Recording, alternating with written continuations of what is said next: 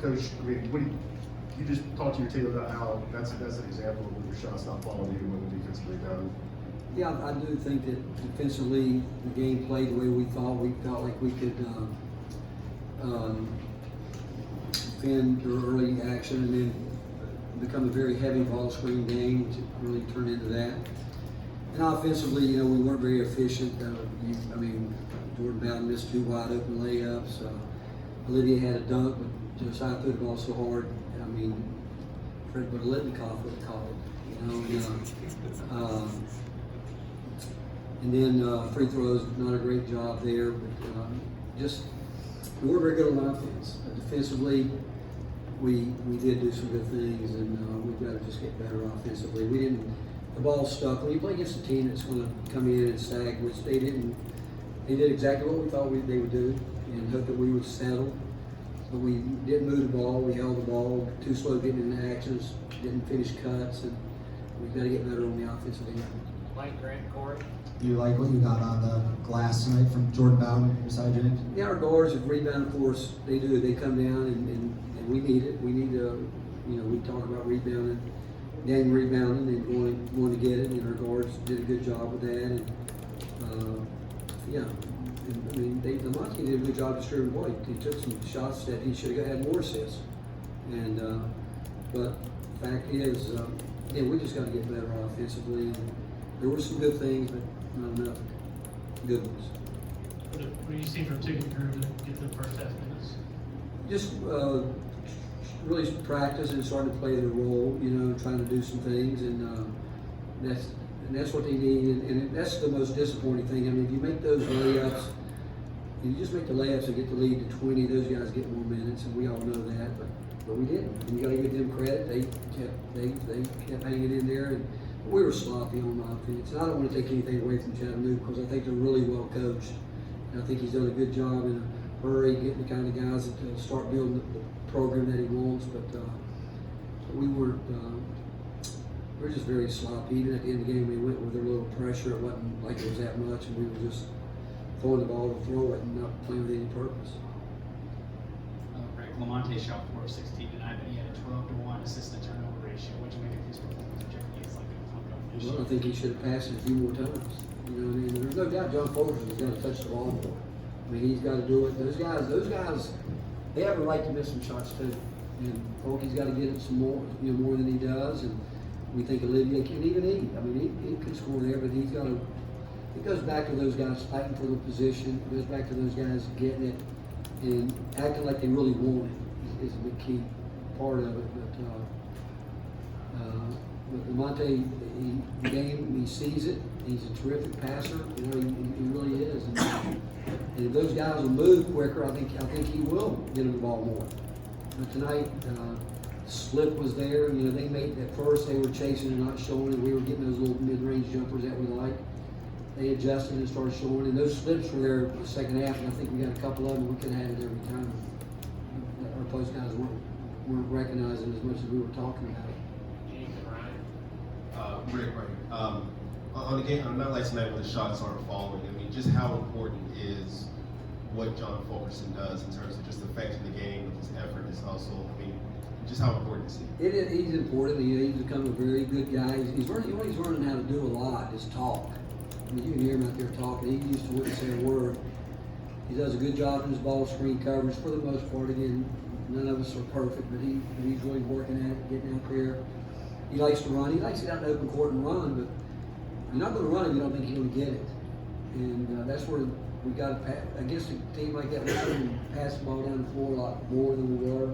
Getting it to come back, get the defense to start looking around different ways, but we were just ball stopping too much to hand in one guy's hand. But Fulky, his energy, and that's what he's about. And I expect him to get. It's going to be a big weekend for him because he's going to go up against some guys in there that are going to really challenge him. Coach, back here, right here. Camera Right here. Okay. Right here. You mentioned the sloppy offense on your part, but what impressed you from the Mocs defense tonight? Well, I think what impresses you is sometimes you have to guard anybody that can't make a shot. And they were back in there. I mean, they were going to make us shoot certain guys. They were going to let you hope you shot it. And honestly, it can be difficult if you make it difficult, which we did because we were not moving the ball the way we needed to. We weren't finishing cuts, and we had chances early to get some really nice back. We were coming on some back screens, but we didn't finish our cut to the rim.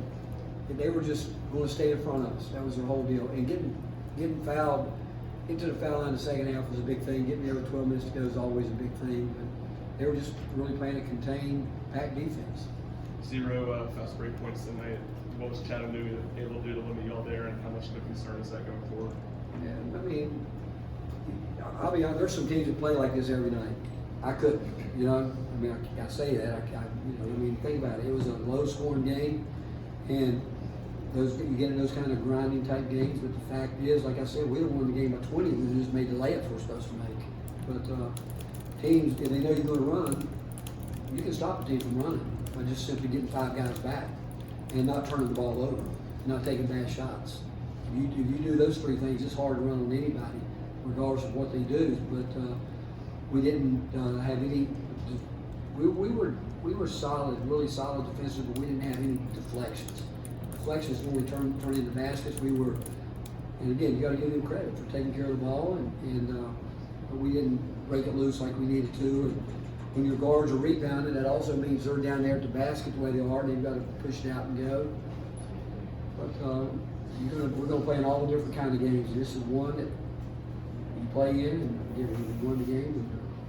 And again, I won't go back to those missed layups that we had.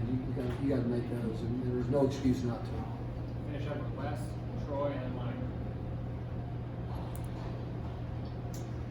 Rick, when you were recruiting John Fulkerson, what was it about his game that caught your attention, and where is his development now compared to maybe where you thought it would be at this point in his career? Well, when we recruited him, we thought he was the best player in the class. And you go back to one of his first couple games, we go to North Carolina, he was the best player on the floor. And then he came back and worked his elbow, wrist, all that stuff. And he didn't do anything for 9 months. And in that period of time, Grant Williams, all these other guys developed, and he just took a attitude like, he really upset me one day. He said, "It's not my role." I said, "It is your role to come back and want to be a starter and do that because you're capable of doing it." He felt like he had to just be a role player, and it bothered me that he took that attitude. And obviously, he knows now that he's got to do the things that we expected him to do that he was doing as a freshman. And he's capable of doing it, and like I said, he's got so much better talking.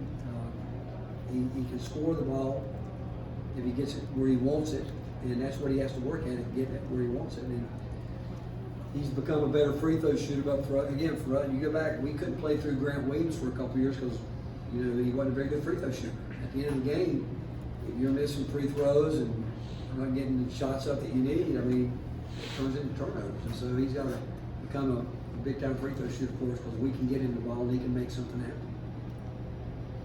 Rick, late in that first half, you ran with kind of a 3 forward lineup. Did you like what you saw from that group? Do you think it's a group you can use more of? What group? When you use 3 forwards, you're using Drew, John, and Olivier. Well, yeah. Drew's getting better. There's no doubt he's getting better. He's got terrific instincts. He still has to understand the speed of the game, and he's got to understand there's no stoppage in terms of going from one play to the next play to the next play. He has a tendency to stand up and play catch up, whether he's coming from the backside of our defense or on the ball. But he's long. He's still learning how to use his length. He got his hands on a couple of balls where he didn't get the rebound, but he was right there with it. And he's going to get better. Drew's a guy, he's got terrific instincts. He's a great passer. The passing through Bowden was as good a play as we've had all year. Bowden just missed a layup. You can't get a better, that was a great pass. He put it right where it needed to be, and Bowden missed a point-blank layup. But Drew can pass the ball. And I expect him and Tickett and those guys and Olivier to get better and better. What they have to learn, all 3 of those guys, or I put a couple more guys in that category, is when things aren't going well, you still have to do, like we put Olivier in and took him right back out because the ball was right there in front of him. He didn't make a play on it because I don't think he felt like he was doing some other things, but there's certain things that you have to do, and the best way to get them to do it, if they don't do it, you let them sit there and think about it. Rick, on Zach Kent, what went into the decision for him to leave? What were those conversations like? You know, is there a chance he returns to Tennessee? No, I don't think that. He just felt like he needed to step away from basketball. That's what he felt like. And whatever Zach decides to do, we're going to support him, but he just felt like that's what he needed to do, step away from it. Thanks, Coach.